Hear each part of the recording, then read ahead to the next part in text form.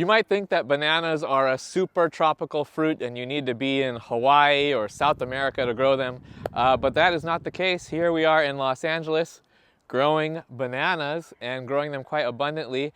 It's actually quite easy if you know the techniques and as long as you're in the right place. So you do need to be in the correct climate for it.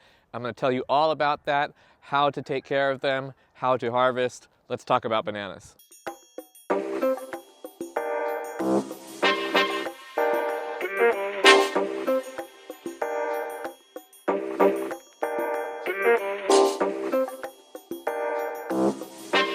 So let's go over just some banana basics, because you might be thinking that bananas are trees, but they're actually not. Bananas are more herbs, or even more specifically, they're closely related to grasses. So as you can see behind me, here's a banana bunch, and that's coming off of a banana stalk. But in this clump of bananas, there are multiple stalks. So we got a medium-sized one here, we've got an adult one here. This rack of bananas is obviously attached to adult one back there, and then we got a little bit of a teenager over here. So all of these stalks are connected to the main rhizome, and this is one plant. But unlike other fruit trees where you harvest from a branch and then the next year that branch produces fruit again, bananas don't do that. Bananas are like grasses, and when they fruit, then that stalk that's producing the fruit actually dies. And we, to make things even easier, will actually cut back the stalk after it fruits. So this rack of bananas is ready to come off, and when we harvest this, we're going to cut down that whole stalk that rack is attached to. So let me show you what a newly planted banana plant looks like so you can compare it to this more mature plant. And just so you know, this has only been in the ground for about 2 years. So right here we have a newly planted, this is a blue Java banana, and this has just been in the ground for maybe 4 or 5 months right now. It was only about that big when we planted it. And this is going to grow to the size of the plants that I just showed you in approximately 18 months to 2 years. So they grow really, really rapidly. They grow in both height and width as the clump, it kind of expands.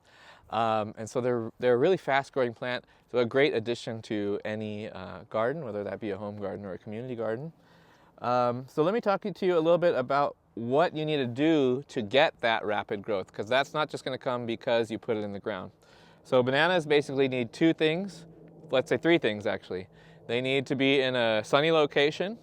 They need to have a lot of fertility. So when we planted, we put several bags or several wheelbarrows of compost around this plant, and we continue to add that compost, and you can even just dump food scraps around these plants. They really activate the microbes in the soil, and they start eating up all that stuff that you're adding to the soil really fast, and they take it up into their bodies. So having a lot of nutrients around these plants is really, really important. And then the last thing is water. Bananas, like I mentioned, they're not fruit trees. They are fruiting grasses, and so they don't have deep root systems. They have actually quite shallow root systems. They're going to stay in about the top, I would say, 12 to 18 inches of the soil. And you really want to keep those roots watered regularly, as if you were in a more tropical climate where water was coming more regularly. So if you have a vegetable garden and that's already on an automatic irrigation system, you can just add these to that same station, because they're going to need water on about that same schedule. So our bananas get watered every other day. There's several lines of drip irrigation around here so that they're getting a nice even spread of water all through their root system, and that's what gives us this phenomenal growth that you see here. When the plant gets mature, depending on the variety, you can expect the plant to be from anywhere from 6 feet in height all the way up to about 18 feet in height. And in width, you want to plan for about 8 to 10 feet apart. We've got ours on an 8-foot spacing, so you can see I got one variety right over there, another variety over here. And as the plants continue to grow, the clump kind of spreads out until it reaches a maximum size of about 8 feet. So at that point, new stalks are forming on the outside, new stalks are forming on the inside. As you harvest each stalk, then new ones will form within that clump, and they just kind of keep recycling. They don't just keep getting bigger and bigger and bigger forever. They hit kind of a limit, and then they'll just be resprouting within that limit. So how do you know if you can grow a banana in your climate? Well, it's pretty easy to tell. Basically, bananas do not want to hit freezing temperatures. They can withstand a slight freeze, but they really don't want to go into that 20-degree Fahrenheit temperature range. So if you're staying above 30 degrees, your absolute lowest temperature of the year, then you're probably okay to grow bananas. I'm going to tell you a few tricks though. If you're right on that edge where you're getting 30-degree temperatures, so you wake up, in the winter sometimes and you've got a layer of ice on your windshield or a layer of ice on the roof of your house, you are on that edge. And so there's a few tricks you can do to keep the bananas a little warmer so that they can not freeze and withstand those really low temperatures. We actually have that issue here at our farm. We get down to those low 30-degree temperatures. And so for years I couldn't grow bananas because I didn't have a warm enough spot. But we recently got access to this new part of our farm, and here there was this beautiful block wall with houses on the other side. And so this block wall is going to be absorbing sunlight and warmth all day long during the winter, and then re-emitting it out at night, keeping the temperature actually a couple degrees warmer. And so now we have this beautiful block of bananas down this whole wall because the wall is providing that few degrees of protection to keep the bananas safe, and now they're looking beautiful.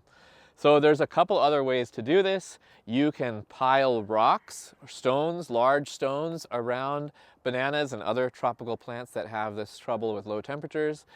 You can wrap them with lights, not LED lights, but incandescent lights, incandescent string lights. That will keep them warm. You can put anything that is going to hold warmth at night. So you can put bottles of water, 1-gallon jugs of water around your plant. You can put a wool blanket around your plant. Anything that's going to keep it warm on those cold nights and just give you a few degrees of protection. That's just one way to kind of cheat the system. Bananas, like many other fruiting plants, come in several different varieties. We have 7 different varieties planted here along our wall. Right here we have Cardaba, which is a variety from the Philippines. So there's a lot of different varieties. Around the world, there's, I think, more than 200 different varieties of banana. Here in Southern California, I've been able to find about 12 to 15 of them if I'm looking at specialty nurseries like our own. And so we've planted these 7 here. But you want to talk to people who are growing bananas in your area to figure out which varieties do well and which varieties don't do well. Mostly the varieties that we're going to be growing in Southern California and California in general are smaller bananas because they require less warm temperatures. So you're not going to be able to grow big, long Cavendish bananas like what you're used to in the grocery store. You're going to get shorter bananas. But these bananas are going to taste much different than what you're used to. So you might get some bananas are very soft and airy, like the blue Java. It's almost like styrofoamy in texture. And then some bananas are really thick, like the Cardaba.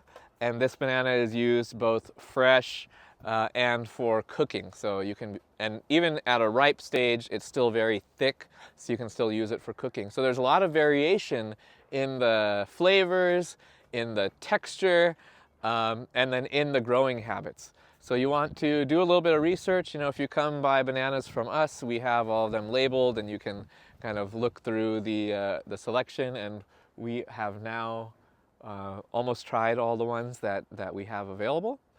So yeah, do your research and find something that you're going to like. From the time that you initially plant your banana plant to your first fruiting rack is going to take about 18 to 24 months. Once your bunch is established and new stalks are coming up, each one of those stalks is going to take about 18 to 24 months to produce one rack. And remember, after they fruit, you're going to cut down the entire stalk.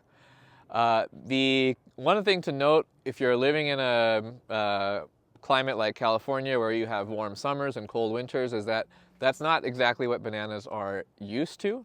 So you'll have situations where the banana will drop a rack, let's say at the end of summer or even at the end of fall, and those bananas are now sitting there on the rack like this, but they are not going to ripen in cold winter. Okay, in any cold temperatures, those bananas are not going to ripen. They're just going to sit there. Hopefully you don't get damaged from the cold, and then when the spring comes, then the ripening will resume. So the time that it takes for a rack to ripen will depend when that rack dropped. So if the rack dropped in early spring, then by the, definitely that's gonna ripen, by the time summer ends. But if the rack dropped in fall, then that rack could ripen not till the middle of the next summer. So it might take 9 months instead of, let's say, 4 months. Once the rack is down, you're going to have these green bananas, and they're going to be skinny at first, and then over time they're going to start to plump in. You're going to see the end start to fill up. Once you see like the tip of the banana start to fill out and get some girth to it, that's when you know you're close to ready. And then when you start to see some yellowing, that's when it is your harvest time. And there are 2 options to harvest. You can either harvest individual hands. So let's say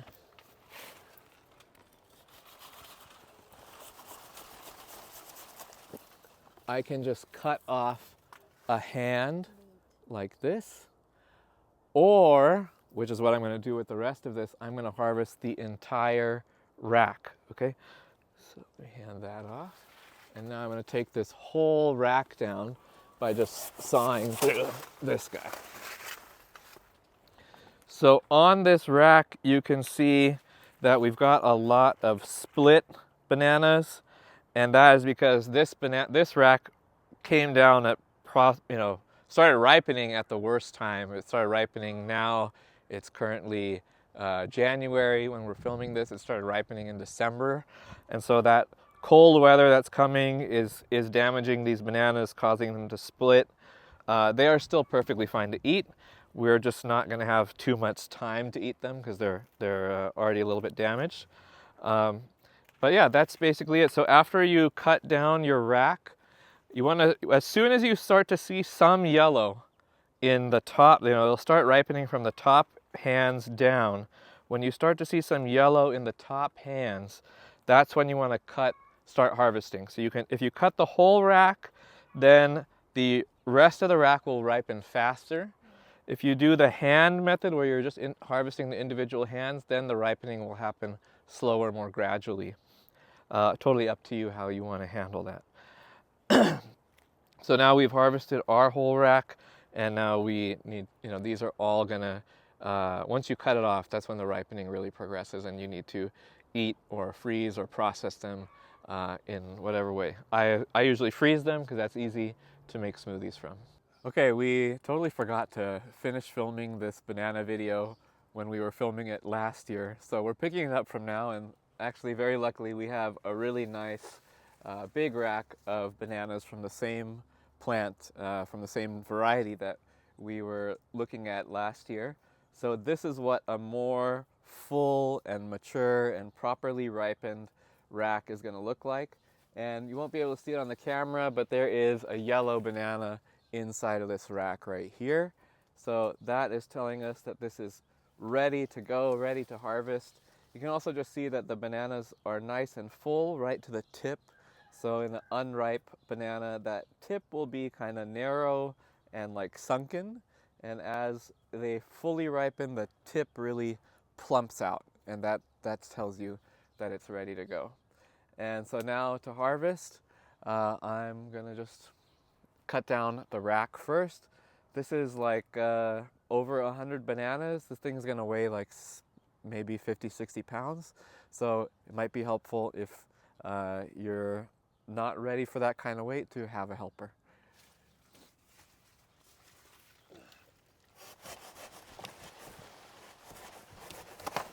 Okay, so there we go. And I think now you can see the yellow banana. That's a nice rack. Now that we've cut the rack off, we're going to cut the trunk down completely. So I mentioned earlier, one trunk, one rack. So once the rack is off, you cut the trunk down too. If you leave it in place, it's really just going to decompose in place. So better just to get it onto the ground. So I usually use the same handsaw, and I'll kind of take it down in pieces and work my way down.